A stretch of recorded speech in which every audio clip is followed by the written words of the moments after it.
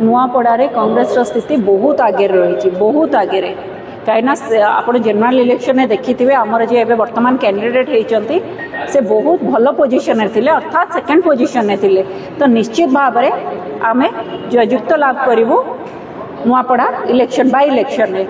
किंतु देखो ये आप बीजेडी आ बीजेपी दुईटी भिन्न दल भावतु ना खाली गेरुआ माने गेरुआ पोस्टर रे तांकर ग्रीन रो दलर आसी मुह लगी जाइए आ ग्रीन दल रे भितरिया भी से माने बीजेपी रो माने कैंडिडेट एमाने एक्चुअली देखंतु आज्ञा प्रथम कथा होचे एमाने वोट चोरी तो करती एबे प्रार्थी भी मध्य चोरी करि सारलेनी तांका पाखरे प्रार्थी दबा पाई नाही ए सत्ताधारी दल पाखरे प्रार्थी दबा पाई नाही जो गोटे ओडिया रे कथा अछि ना काउ कोइली माने रंग माने ये समान किंतु राबंती खाली भिन्न भिन्न तो सेही टाइप रो जिंस एमान पाखरे होउची कथा होउची एठी ए सत्ताधारी दल वर्तमान बहु